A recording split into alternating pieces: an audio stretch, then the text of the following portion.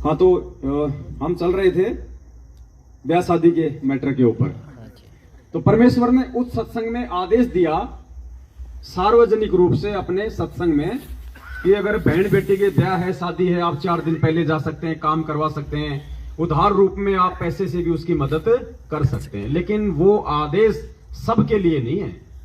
वो आदेश सिर्फ और सिर्फ पहली कक्षा के बच्चों के लिए है, जिनमें वो दृढ़ता नहीं है, जिनमें इतना ज्ञान आधार नहीं है।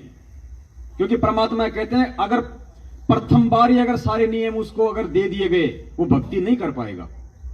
तो धीरे धीरे जब उसको ज्ञान होता जाएगा, उसकी आत्मा में वो दृढ़ता आती चली जाएगी, तो वो नियमों को निभाने में सक्षम होता चला जाएगा। अब जिन आत्माओं को ज्ञान है, जो काफी समय से जुड़ी हुई है, जो परमेश्वर के विचारों से, उनके सत्संगों से अवगत हैं, उनके लिए परमेश्वर ने माता बहनों का उदाहरण देते हुए टिक्की, बिंदी, सिंदूर, होठा लाली, ये नेल पॉलिश, इसका एग्जाम्पल देते हुए परमात्मा ने 3 स्थिति में बताया है। ध्यान से सुनना सत्संग, आपकी समझ में आ जाएगा कि जिसको ज्ञान है फिर उसको क्या करना है। शादी में जाना है या नहीं जाना है। हमारे गुरुजी कभी गए या नहीं गए, क्योंकि गुरु के जीवन को देख के चलेंगे तो हम सक्सेस होंगे।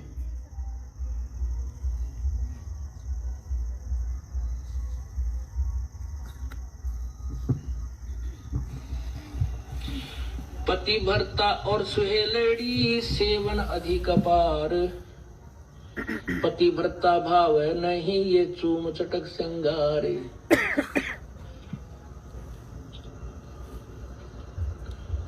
पुण्यात्मा,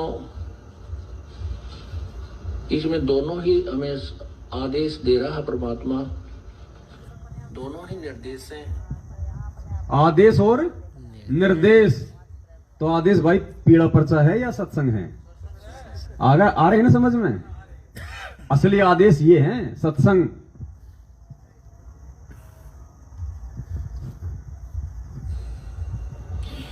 पतिव्रता और सुहेलड़ी सेवन अधिक अपार, पतिव्रता भाव नहीं ये चूम चटक सिंगारे।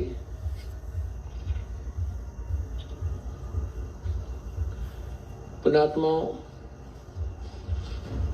इसमें दोनों ही हमें आदेश दे रहा परमात्मा, दोनों ही निर्देश हैं। अपने साधारण जीवन में और इस भक्ति जीवन में हमने कैसे जीना है। पतिव्रता और सुहेलड़ी सेवन अधिक अपार, वो अधिक से अधिक जो पुण्यात्मा है, पतिव्रता यानी एक इष्ट पर आश्रित पुण्यात्माएं हैं, वो अधिक से अधिक सेवन यानी पूजा करती हैं। और वो पतिव्रता भावनी चूम चटक श्रृंगार, पतिव्रता को किसी भी प्रकार के बाह्य आडंबर करने की आवश्यकता नहीं। कहते हैं इन श्रृंगारों की परमात्मा को कति आवश्यकता नहीं, वो अंदर से जानता है ये कितना भगत है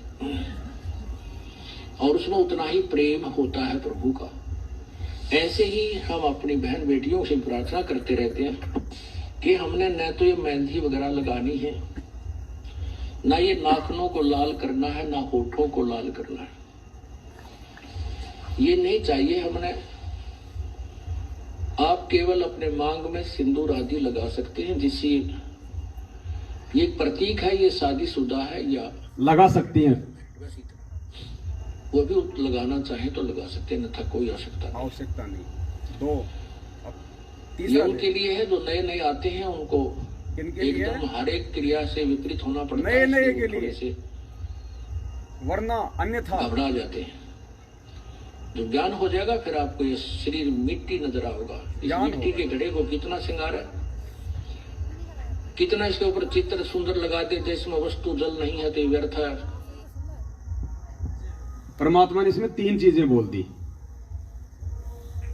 कि हमारी जो माता बहनें हैं मेहंदी लगाती हैं, होठ लाल कर लेती हैं, नेल पॉलिश कर लेती हैं, ऐसा भूंडा चेहरा बना के परमात्मा ने बहुत ही ऐसी संज्ञा दी है, आपको सुनाएंगे अभी। वैश्या की संज्ञा दी है परमात्मा ने। और भक्ति मार्ग में आने के बाद कोई बहन अगर इस तरह की आडंबर करती है पुण्यात्मा सोच लेना। तो परमात्मा कहते हैं इनकी कति आवश्यकता नहीं है, या तो सिंदूर या बिंदी दो में से एक लगा सकती है, वो भी उनके लिए जिनको ज्ञान नहीं है। वो सिर्फ एक वो प्रतीक है कि ये शादीशुदा है या कुंवारी है। अन्यथा गुरुदेव कहते हैं जिसको ज्ञान है उसके लिए शरीर क्या है? मिट्टी। तो जिसको ज्ञान है भाई वो इन आडंबरों में नहीं जाएगा, चाहे शादी हो, चाहे कोई भी, चाहे फंक्शन हो, कोई भी प्रोग्राम हो। क्यों? क्या कहते हैं परमात्मा? देखो, अगर शादी के यदि परमात्मा समर्थन में होते तो रमेणी पद्धति शुरू नहीं करते।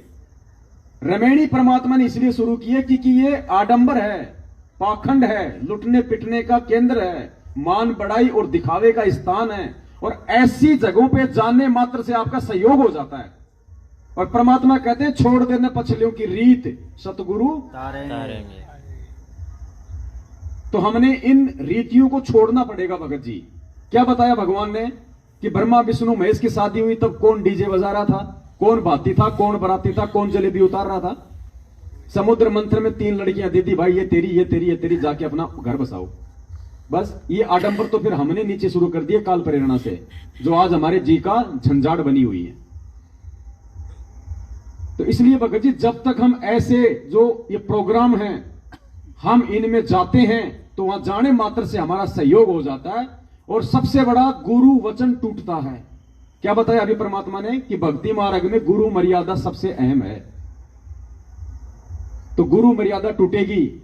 और दूसरी बात, आपके 10 रिश्तेदार हैं, आप एक को हिम्मत करके ज्ञान आधार से हाथ जोड़ के मना कर दो प्यार प्रेम से, भाई देख आना तो मुझे है नहीं, चाहे तू अच्छा मान चाहे तू बुरा मान, मेरा ये गुरु का आदेश है, मुझे ज्ञान समझ में आ गया भाई, मुझे मेरा आत्म कल्याण करवाना है, बाकी मेरा तेरे से कोई बिगाड़ नहीं है। आ मेरे घर पे, आड़े दिन मैं भी आऊंगा तेरे घर पे, कोई दिक्कत नहीं है।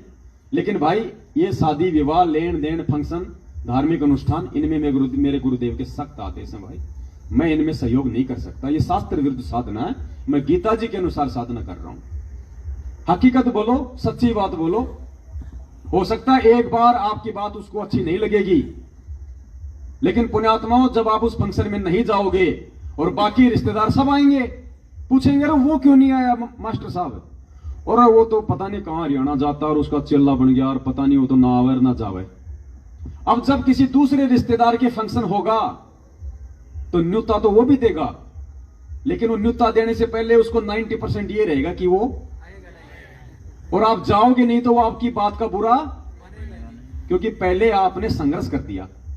तो एक बार की है ये संघर्ष, एक बार मन को टाइट कर लो। बेटी नाराज हो 1000 बार हो, बेटा नाराज हो 1000 बार हो। गुरुदेव ने क्या कहा? आत्म कल्याण के मार्ग में ना बाप की परवाह करनी, ना मां की करनी, ना पति की, ना पत्नी की, ना बेटों की, ना रिश्तेदारों की। आत्म कल्याण के मार्ग में अगर समझ में आ गई है तो, मीरा का एग्जाम्पल इसीलिए दिया भगवान ने। गुरुदेव ने कहा, क्या कहा? गुरुदेव से सुनेंगे।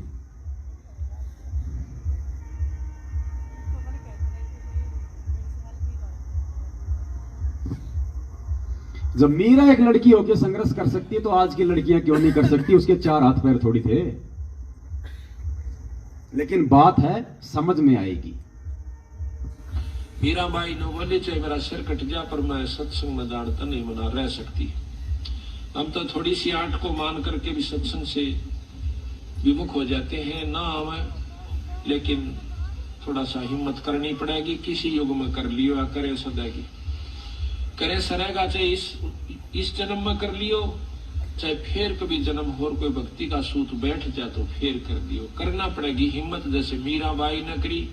भारत यह समझ में आई, जब मीराबाई एक लड़की होकर और संघर्ष समाज से कर सकती है तो क्या हम नहीं कर सकते? और क्या आज की लड़कियां नहीं कर सकती? वो लड़की कोई 4 हाथ थे उसका, पर बात समझ में आए की है, समझ में आ जाओ सारा कुछ कर सकता। पर कबीर साहब का मार्ग और आसान है, वो तो घर में रह के समझ में आ सकती है, बाहर छोड़ कर जान की हो सकता नहीं है, पर इतनी लगन लगानी पड़ेगी।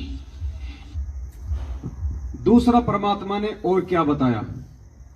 ऐसी स्थिति में आत्म कल्याण के मार्ग में अगर कोई आंट अटकाता है, किसी का पति, किसी की पत्नी, किसी का भाई, बंधु, रिश्तेदार, माता पिता, परमात्मा ने कहा कि हिम्मत नहीं हारनी, उनके आगे झुकना नहीं है। अगर वो तुम्हारी बात नहीं मानते तो तुमने भी उनकी बात नहीं माननी है। सबसे पहले आपको परमात्मा का एक सत्संग सुनाएंगे टीचर का। भगत जी मीरा ध्यान रखना, मीरा पिटी, ठीक है। सबसे पहले आपको टीचर का, गुरुदेव का सत्संग सुनाते हैं। एक चुटकुला सुनाया परमात्मा ने स्कूल के बच्चों का और उसका टीचर का। गुरुदेव ने कहा कि यदि तुम्हारा रिश्तेदार तुम्हारी कोई बात नहीं मानता इस आत्म कल्याण के मार्ग में, तो गुरुदेव ने कहा कि तुमने भी उनकी बात नहीं माननी। अरे जब वो काल प्रेरित होकर नहीं मान रहे तो तुम सतगुरु से ज्ञान लेके क्यों झुक रहे हो? इसका मतलब तुम काल को जिता रहे हो, अपने गुरु को हरा रहे हो। और जिन बातों से गुरु दुख पावे तिन बातों को दूर पावे। तो एक आदमी चला गया स्कूल में और बच्चे बहुत ज्यादा वहां पे शरारत कर रहे थे और टीचर वहीं बैठा। तो उसने कहा कि मास्टर जी ये बच्चे आपसे नहीं डरते, ये बच्चे नहीं डरते आपसे? तो मास्टर बोला मैं कौन सा डरू हूं इनसे, मैं भी नहीं डरता। तो गुरुदेव ने कहा कि ठीक इसी प्रकार अगर आपका रिश्तेदार आपकी कोई बात नहीं मानता है तो आपने भी उनकी बात, ये आदेश हो गया गुरु जी का, अब झुकने का तो सवाल ही पैदा नहीं होता।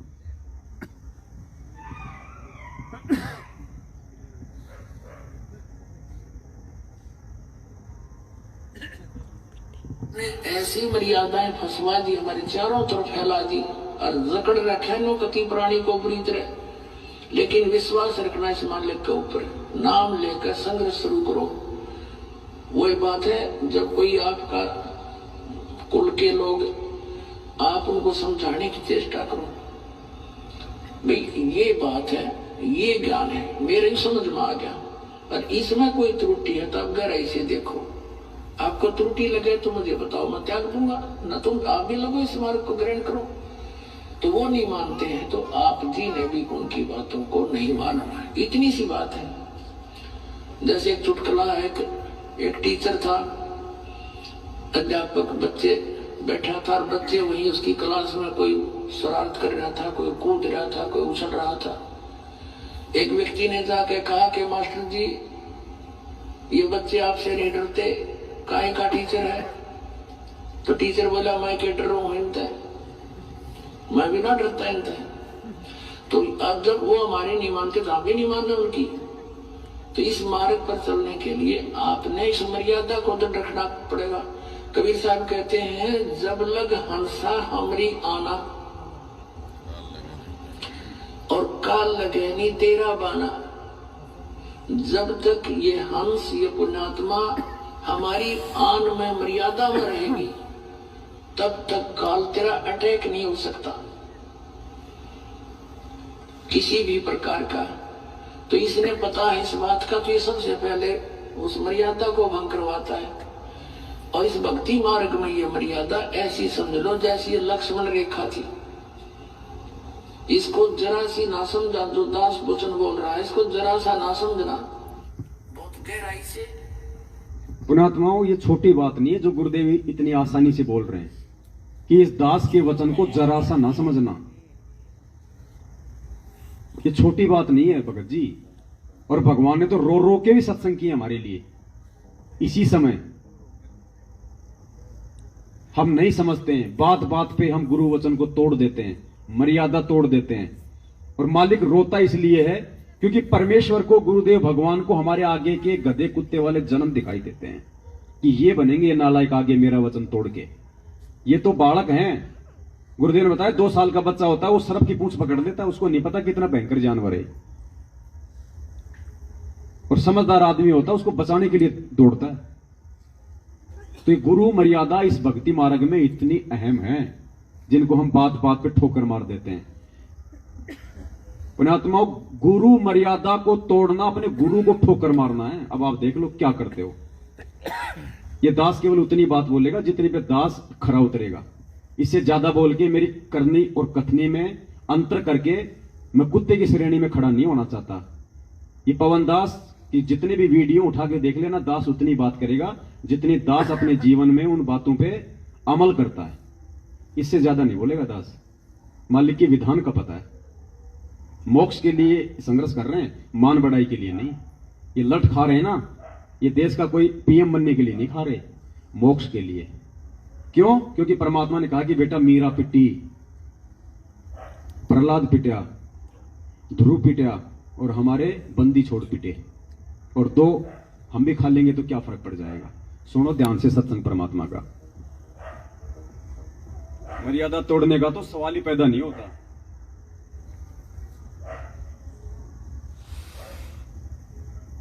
ऐसे और भी बहुत से बात बताते हैं। ऐसे ऐसे आदि चलन लग गया तो 100 का नोट पाया।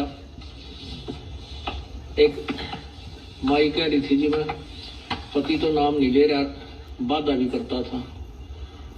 समागम आ गया, करौथे आश्रम में जब हम सत्संग करते थे तो मैंने अपने पति से कहा कि मैं सत्संग में जाऊंगी, मैंने 100 रुपये दे दे।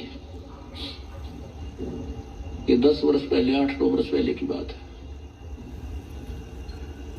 वो कहने लगा मैं तेरे को चौनी नहीं दूं, और तो तीसरे दिन झोला ठावे और वहां चली जाती है। वो कहने लगी मैं कोई गलत जगह जाती हूँ, तो 60-65 साल की उम्र की बुढ़िया थी, और तेरे बेटे जान लग रहे वहां पर। बेटे तो अपनी कमाई करे, वो ले जाते किराया। मैं किराया मान ले उनसे मांग भी लूं तो नखरे करता है, क्योंकि बेटे अलग हो रहे हैं, उनसे थोड़ा द्वेष रखता है, उनसे कैसे ले लेगी, वहां जाओ भी नहीं। तो उसने कहा कि मुझे 100 रुपये दे दे। मैं बोला कति नहीं जान दूं, और जाके दिखाइए आज तो नहीं, मैं पैसा किराया दूं नहीं, तू जागी कैसे। तो वो कहने लगा मेरे द्वारा पैसा को ना। आखिर में ये बहाना मिला उसने, मेरे द्वारा 100 रुपये को नहीं। वो क्या कहती है उसकी पत्नी कि मैं तो बैठकर रोने लगी, जहाँ पूजा स्थल है रोने लगी है भगवान, देख कौन बनी। हम एक दूसरे के ऐसे बांध रखे हैं कि हम इनसे अब अपने भगवान के दरबार में भी नहीं जा सकते। आखिर में कहने की मैंने ये सोच लिया कि मैं भी चाहती हूँ कि पड़ोसन पर मांग मांग कर मैं जाऊंगी। इतना दृढ़ निश्चय मैंने कर ही लिया था, लड़ाई होगी, वो लेगी, मार पीट लेगा और 2 मुक्के खा लेगी भगवान के नाम पे। सुनना, ध्रुव पिटा, प्रहलाद पिटे, मीराबाई पिटी। ऐसे ही निर्णय होता है, ऐसे ही परमात्मा निकटाता है संघर्ष से। इतने में बूढ़ा साइकिल लेकर जाता, गांव से निकला, सड़क थी अच्छी, तो दिल्ली के, ये पंजाब कोड की बात है, और वहां वो गया होगा सड़क के ऊपर आधा किलोमीटर, एक 100 का नोट ऐसे हवा में उड़ा, अगले साइकिल के अगले पहियों की ताड़ियां में आके चिपक गया, और उसने रोका तुरंत साइकिल। 100 का नोट ताजा, उसकी तो घीघी बंद की, घबरा गया, उल्टा आया, आकर ने बोला ले भगवान, तेरे भगवान ने भेज दिया, तेरा 100 का नोट ले जाता। और उसका जो है ना पसीने आ रहे, उसके बाद उसने मुझे मना नहीं किया। तो यह परमात्मा कहते हैं पति भरता पग जमी पर जो जो धर है पावे। अब देखो पुण्यात्माओं, अगर उसके पति के मना करने से कि मेरे पास 100 रुपए नहीं है, मैं नहीं दूंगा और मैं नहीं जाने दूंगा, अगर वो चुपचाप घर में बैठ जाती कि ठीक है भाई नहीं जाने दे रहा तो कोई बात नहीं, अगली बार देखूंगी, फिर कभी देखूंगी, तो ना तो परमात्मा उसके लिए 100 रुपए की व्यवस्था करता, और ना उसको परमेश्वर के उस दिन वो अनमोल वो वचन सुनने को मिलते। उसने क्या मन में दृढ़ संकल्प कर लिया कि जाऊंगी, चाहे किसी से उधार लेके आने पड़े, लेकिन जाऊंगी। और तू रोकेगा, तू अगर तू मारेगा, तू अगर पिटाई करेगा, कोई दिक्कत नहीं, मीरा पिटी, ध्रुव पिटा, प्रहलाद पिटा, मैं भी 2 मुक्के खा लूंगी। इतनी दृढ़ता उसने की, तब उस परमेश्वर ने 100 रुपए की भी व्यवस्था की और उसके पति की भी बुद्धि खोली, आगे के लिए उस बहन का रास्ता खोल दिया। वो घबरा गया तो उसने संघर्ष किया, तो परमेश्वर ने कितनी बड़ी दया बख्शी, उसका आगे के लिए रास्ता खोल दिया, और सत्संग में जाने के लिए 100 रुपए की भी भगवान ने। तो ये संकेत दे रहे परमात्मा हमारे लिए कि तुम भी इसी प्रकार से इस मार्ग पे नाम लेके संघर्ष करो। और मालिक ने एक सत्संग में बताया कि तुम अगर संघर्ष करोगे तो भगवान कौन सा थाली बैठेगा।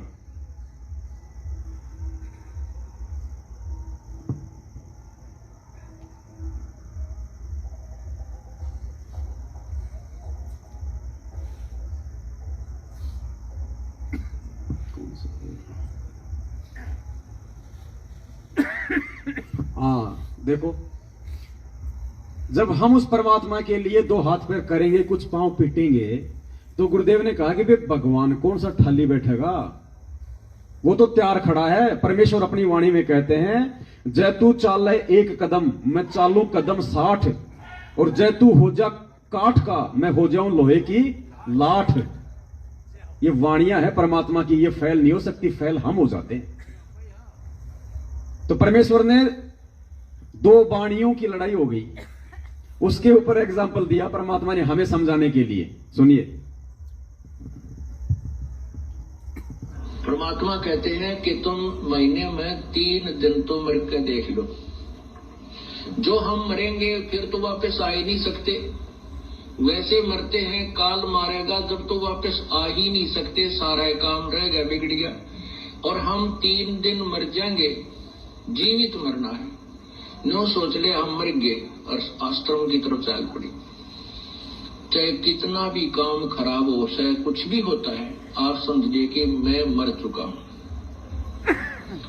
और तीसरे दिन फिर जी जाएंगे हम, तो फिर जाकर उन कामों को और जल्दी शीघ्र कर लेंगे, ठीक कर लेंगे। तो थोड़ा बहुत नुकसान है उसको भी देख लेंगे। और फिर जिसके लिए हम मरते हैं तो वह बादशाह वो के फिर ठाली बैठेगा।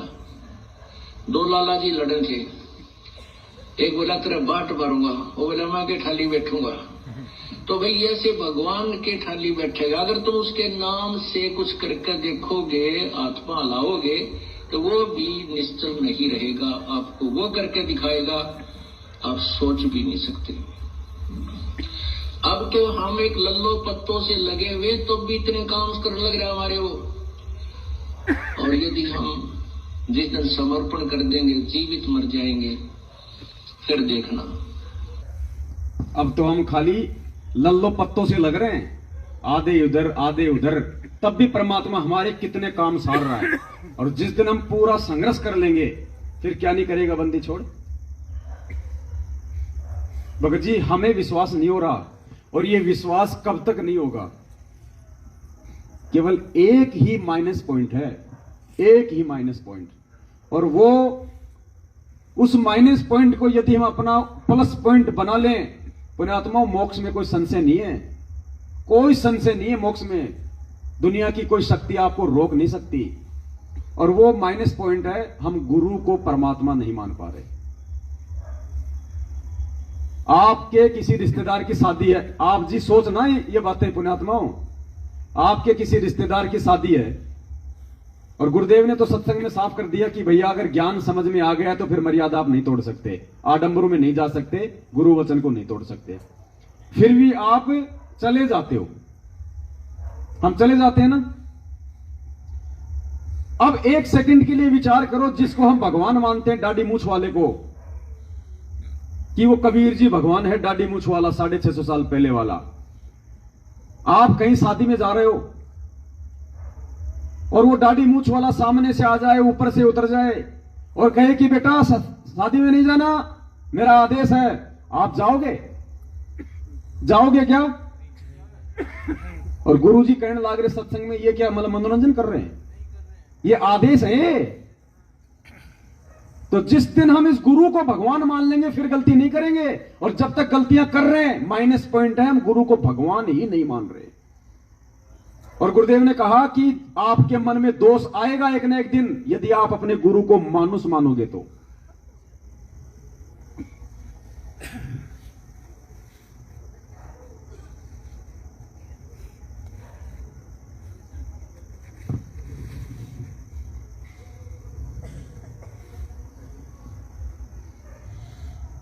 यदि हम गुरु को अपने जैसा मानुस समझेंगे, तो गुरुदेव कहते हैं कभी ना कभी आपके मन में दोष आएगा।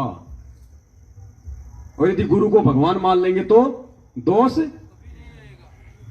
परमात्मा बताते हैं, गुरु मानुष कर जानते, ते नर कहिए अंधे, ओए दुखी संसार में आगे यम के फंदे। गुरु को मानुष कर जानते तो ते नर कहिए अंधे, और फिर होवे दुखी संसार में, फिर काल के फंदे।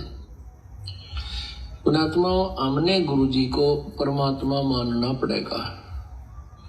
परमात्मा मानने से हमारी यह प्रॉब्लम सोल्व होएगी, नहीं तो नहीं हो सकती। हम अपने ही जैसा गुरु को माने, एक मानुष रूप मान करके हम यदि उसके साथ रहेंगे तो कभी ना कभी दोष आपके मन में आवेगा। दोष मन में यदि गुरु को मानुष मानेंगे तो गुरु को क्या मानना है? परमात्मा। कौन कह रहे हैं ये बात? सतगुरु रामपाल जी भगवान।